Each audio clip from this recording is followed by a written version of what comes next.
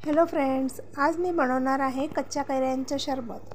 तर कच्च्या कैऱ्यांचं शरबत खूप चटपटीत होतं आणि कच्ची कैरी शरीरासाठी खूप फायदेशीर असते।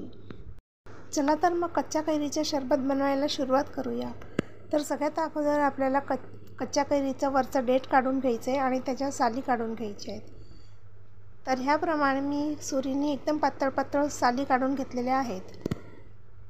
आता ह्या कैऱ्यांचे आपण मधनं दोन भाग करून त्याच्यामध्ये जी कोय असते ती काढून घ्यायची आहे आणि कैऱ्यांचे आपल्याला बारीक तुकडे करून घ्यायचे आहेत। तर ह्याप्रमाणे मी सगळ्याच कैऱ्यांचे बारीक तुकडे करून घेणार आहे। आता माझे कैऱ्यांचे तुकडे करून तयार झालेले आहेत। आता ह्या तुकड्यांमध्ये आपल्याला पाणी घालायचं आहे। तर पाणी आपल्याला जास्त घालायचं नाही आहे, एक अर्धा ग्लास पाणी घालायचं आहे आणि कैऱ्यांना आपण गॅसवर उकळायला ठेवायचे। तर ही कैरी आपण झाकण ठेवून एक 2 ते 3 मिनटं चांगली उकळी काढून घ्यायची आहे। 2-3 मिनटामध्ये छान उकळी आलेली आहे। आता आपण झाकण काढून घेऊया आणि चेक करू की आपल्या कैऱ्या शिजल्यात की नाही।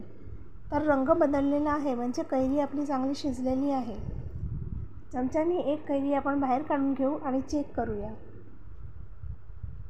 तर ह्याप्रमाणे कैरी आपली छान मऊ शिजलेली आहे। आता ह्या कैऱ्या आपण एका भांड्यामध्ये काढून घेऊया।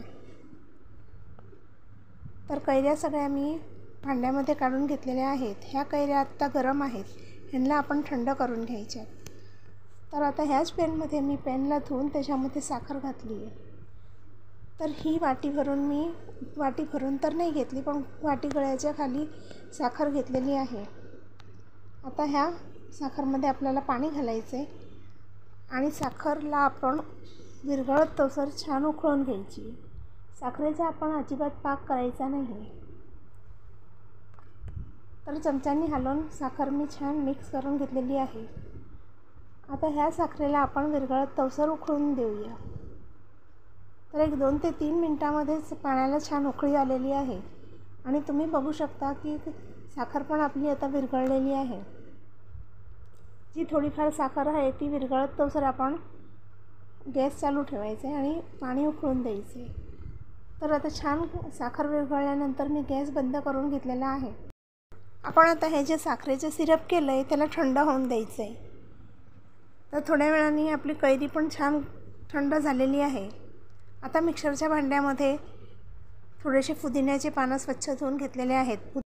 पुदिन्याचे पानं जास्त घेतले तर शरबतमध्ये ते पुदिन्याची स्मेल येते, म्हणून पुदिन्याचे पानं आपल्याला थोडेच घ्यायचे। आता 1 चमचा मी मीठ घातलेलं आहे, 1 चमचा काळं मीठ घातलेलं आहे। थोडीशी आपल्याला ह्याच्यामध्ये मिरपूड घालायची आहे। आता हे सगळं घालून झालेलं आहे। आता ज्या कैऱ्या आपण वाफवून घेतल्यात त्या कैऱ्या आपल्याला पाण्यासकटच ह्या मिक्सरच्या भांड्यामध्ये घालायच्या। तर पाण्यासकट मी कैरी मिक्सरच्या भांड्यात घालून घेतलेली आहे। आता ह्याला आपण मिक्सरमध्ये पेस्ट करून घेऊया। तर कैरीची मी छान मस्त स्मूथ पेस्ट करून घेतलेली आहे। कुठेही कैरीचे बारीक तुकडे ह्याच्यामध्ये दिसत नाही आहे, अशी छान पेस्ट झालेली आहे। तर आता आपण जे साखरेचं सिरप करून घेतलेलं ते पण मस्त गार झालेलं आहे। कैरीची आपण जी पेस्ट करून घेतली आहे ती आपल्याला ह्या साखरेच्या सिरपमध्ये घालायची आहे। तर मिक्सरचं भांडं व्यवस्थित पुसून सगळी पेस्ट मी ह्या सिरपमध्ये घातलेली आहे। आता साखरेच्या सिरपमध्ये कैरी आपण व्यवस्थित मिक्स करून घ्यायची आहे। तर कैरी आता छान मिक्स करून झालेली आहे। ह्याच्यामध्ये आता छान कलर येण्यासाठी 2 थेंब हिरवा कलर घालायचा आहे। कलर नाही घातला तरी चालेल, पण छान कलर येईल म्हणून मी हिरवा कलर घातलेला आहे। कलर घातल्यानंतर शरबत आपण एक वेळा छान मिक्स करून घ्यायचं आहे। तर व्यवस्थित आता मिक्स करून झालेलं आहे। आता हे जे शरबत केलं आहे ते आपण एका भांड्यामध्ये काढून घ्यायचं आहे। आता ह्याच्यामध्ये आपल्याला शेकलेल्या जिऱ्याचा पावडर घालायचा आहे। तर अर्धा चमचा मी शेकलेल्या जिऱ्याचा पावडर शरबतमध्ये घातलेला आहे। जिऱ्याचा पावडर घातल्याने शरबतला खूप छान स्वाद येईल।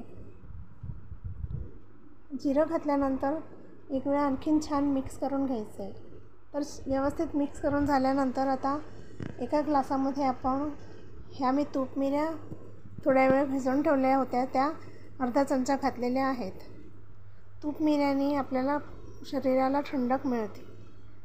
बर्फाच्या क्यूब टाकायच्यात. बर्फाच्या क्यूब टाकल्यानंतर हे जे सरबत आपण केलं आहे ते अर्धा ग्लास टाकायचं आहे.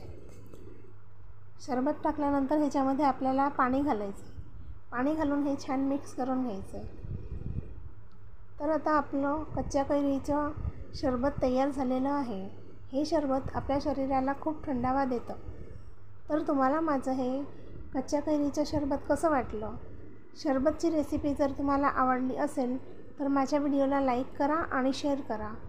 चॅनलवर जर नवीन असाल तर चॅनलला सबस्क्राईब करायला अजिबात विसरू नका. माझा व्हिडिओ शेवटपर्यंत बघण्यासाठी थँक्यू.